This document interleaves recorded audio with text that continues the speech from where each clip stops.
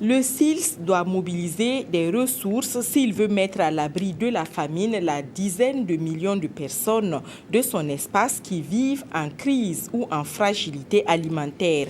Le président malien que ses pairs ont porté à la tête de l'institution va travailler dans ce sens.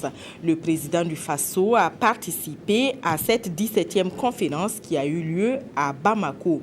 Michel Kafando y a parlé des priorités du Burkina Faso en matière de sécurité alimentaire et d'adaptation au changement climatique. Des précisions avec nos envoyés spéciaux Alidou Badini et Fousseni Kindo.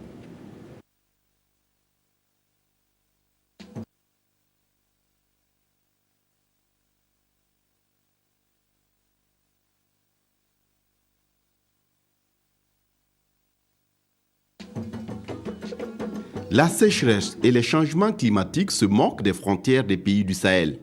Les chefs d'État et de gouvernement du SILS, le comité inter-État de lutte contre la sécheresse au Sahel, en se retrouvant ce 15 avril à Bamako, souhaitent davantage des actions contribuant à une meilleure articulation des interventions de sécurité alimentaire et nutritionnelle dans la sous-région. La gestion durable des ressources naturelles au Sahel a été également au centre de cette rencontre au sommet. Le SILS a des dispositifs qui permettent, à la fois, si vous voulez, à travers des projets, s'assurer que nous améliorons la production, mais également que nous améliorons ce que nous appelons la résilience des populations à l'insécurité alimentaire. Donc des actions ont été menées par le SILS et les chefs d'État ont, si vous voulez, apprécié positivement et encouragé, eux-mêmes se sont engagés à encore supporter le SILS à travers des réformes. Des réformes liées à son statut, à son personnel, liées également au fait qu'il s'est étendu maintenant à quelques pays de l'Afrique de l'Ouest, et tout ça donc dans le cadre de la sécurité. Ces actions de lutte contre la sécheresse et pour la sécurité alimentaire dans les pays du SILS sont souvent perturbées par l'insécurité qui sévit dans la région depuis quelques années. Et pour les chefs d'État, le défi sera surtout de sauver les 4 millions de personnes de l'espace SILS en état de crise alimentaire et les 10 millions de personnes en état de fragilité alimentaire.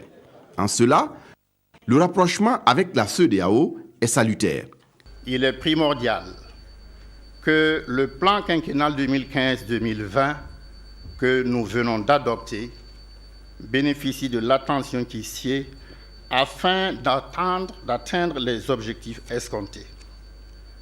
Par ailleurs, l'examen des questions d'ordre administratif, financier, institutionnel, en particulier le processus de coopération SILS-CEDEAO, nous exhorte à ne point laisser faiblir la vision et la dynamique nouvelle impulsée pour la bonne marche du SILS.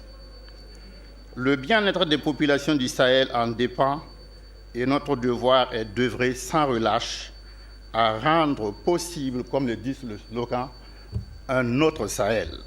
En convenant de se retrouver à Nouakchott en 2017 pour la 18e conférence, les chefs d'État du SILS ont porté Ibrahim Boubacar Keïta du Mali à la tête de l'institution. Le nouveau président du SILS n'a pas tardé à indiquer ses priorités, qui concernent surtout la mobilisation des ressources financières et faire du SILS un instrument privilégié de développement durable pour ses membres.